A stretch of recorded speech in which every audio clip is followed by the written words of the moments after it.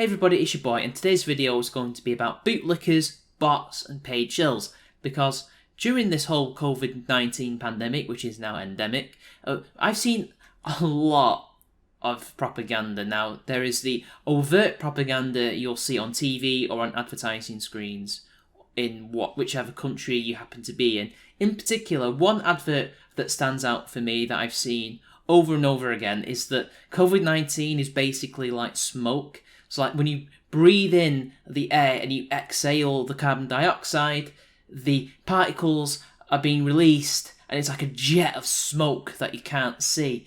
Kind of like the old anti-smoking adverts about secondhand smoke hurting people and potentially giving them cancer. It's like that. Now, obviously, now that may or may not be how the virus operates. It is, however, incredibly hyperbolic, and the aim is to make people stay away from others. That's just one side of the overt part of the propaganda, these PSAs. Another is to create content, whether that be PSAs like that, but in a more formal structure, so it's not an advertisement. It may be a video on YouTube, on the BBC, or the government website, or the government account on YouTube. News articles, whether that be from the BBC, whether that be from other so-called independent mainstream news sources like The Guardian or The Telegraph, although these websites may begin shifting somewhat, but nonetheless, there are a lot of idiots in these mainstream sources who are in lockstep with the government, who want to see more lockdowns, who want more restrictions, who want these authoritarian measures put in place because they can be used for other things other than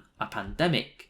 Just look at the new laws regarding protests in this country to see where we're heading. But then there is something that you don't see very often. This is something that you may not even notice unless somebody points this out to you, and that is you see an awful lot of profiles on Twitter, on YouTube, on Facebook, but primarily Twitter, going on about how we need a lockdown forever, a lockdown for the next 6 months, and we need restrictions, everybody needs to wear a mask, this must be mandated, this must be law, and that they speak for everybody. Now you may see other people who have noticed this problem like I have, make compilations of all the tweets of what all these accounts are saying, and it's pretty much usually the same thing over and over and over again. Now these are what I would say, although they're trying their very best to be, subtle ways of trying to create propaganda and to make people do what they want. And you'll see them in Politics for All, News for All, pretty much any post that has gathered steam, you will see these accounts and they will say, I for one speak for all of Britain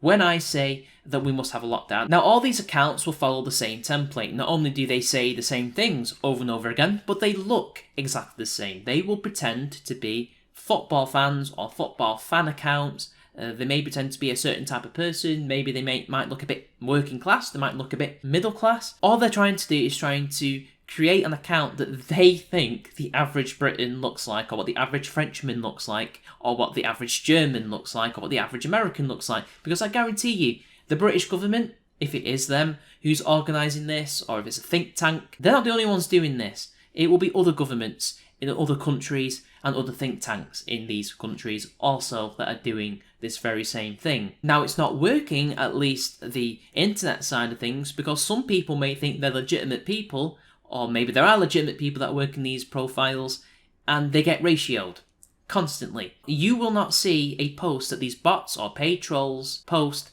that is not inundated with comments debunking them or arguing with them, and sometimes even these accounts will argue back. Now, is this an automated response, or is it a person behind the screen? I don't know, but nonetheless, it's not working. Now, obviously, it's good to see people ratioing these posts. The aim of the game is not to convince the ardent anti-vaxxers or libertarians who may be against authoritarian measures, or to win individual battles on Twitter. That is not the point. The whole point is to manufacture consent, because they know that most people in society, whether they be working class, middle class, or upper class, are stupid. They are NPCs, and as long as these people see this, all these accounts, and they think this is what most people think, because the idea is to flood the internet, to flood the airwaves, to flood everything with pro-lockdownerism, and to make them think that that is the new normal, that that is what most people think, to essentially support the government. Or if they don't successfully convince these people to support these measures, because, they may be NPCs, but they're not completely stupid. They do have minds of their own, just not as free thinking as, say, you or I, because, it does take convincing. These people do need to be convinced in order to consent, and it takes quite a lot. And increasingly, they're beginning to be less convinced by all of this, and that's a good thing. But still, as long as they are demoralised, as long as they think, well, it's just getting me down, I'm sick of hearing about it constantly, leave me alone, oh god, I'll wear the mask, I'll take the booster, I'll do this, that and the other, just leave me alone. Or maybe they'll just give up on it. They'll be like, well, I think it's stupid, I think it's pointless, I think these actions that the government are taking are contradictory and useless and won't stop it, but what can I do? I'm just one person, man, what can we do? This stuff here, it's getting me down, I've had enough, I'm bowing out.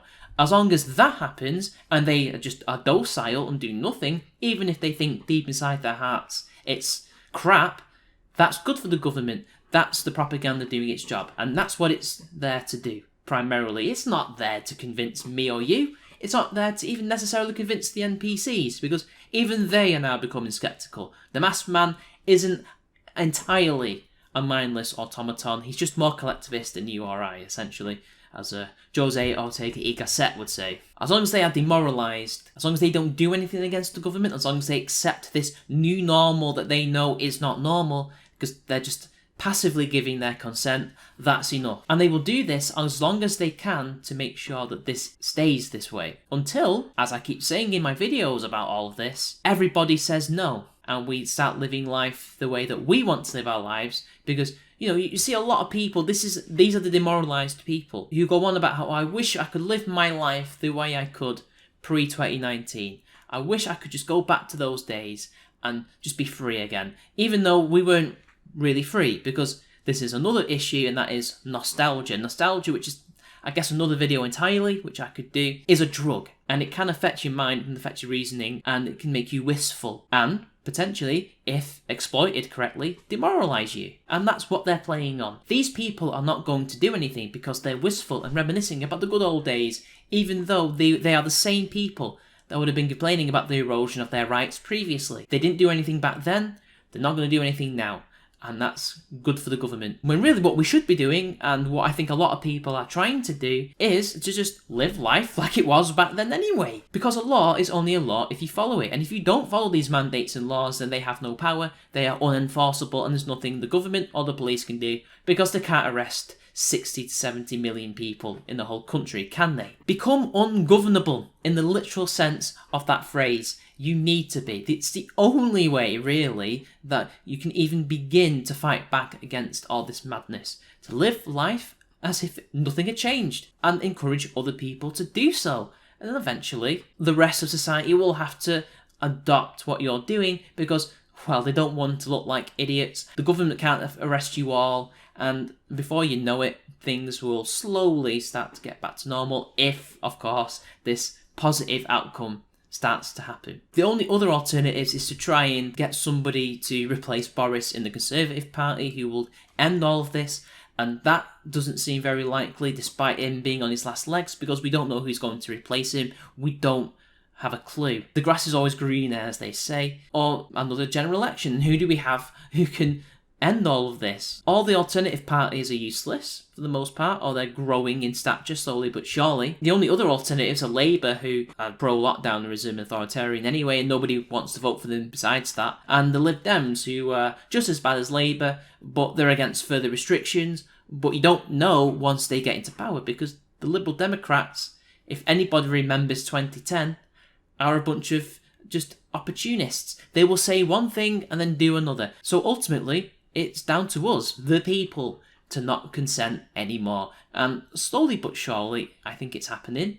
But it requires yet more people and more effort and more encouragement to do so. All these new restrictions that have come in, despite all of that, is just the last gasp. Because a lot of it is not just down to not following science because they're stupid, or because they only know one way of doing things because they've gone mad. A lot of it is out of spite because the political class, and it's not just the Tories, but Labour and the Lib Dems as well, got caught breaking their own rules. What do you do when someone's being spiteful? Well, there's many ways, but politically, just be spiteful back. and just ignore their rules because, well, if it's good for them to ignore it because their reveal preference shows that they're not afraid of this virus, then we shouldn't be afraid also. I'm sure they wouldn't mind. But it's not just the bots and the propaganda that is produced by the mainstream media and government institutions or think tanks. It's also the bootlickers. There are still those people who are bootlickers who will do anything the government tells them to do because it's their party, and for whatever reason, they are brainwashed, they are party people, and they will do whatever the party tells them. And really, the only thing that we can do is to just ignore these people because they don't have any power. Yes, they kind of add to the numbers of the bots, but these people generally are just normal people. And the sooner you get away from them, you convince other people to get away from them, the better. The sooner we can all move on and get on with our lives. So anyway, until next time, it's been your boy, and I'll see you all later.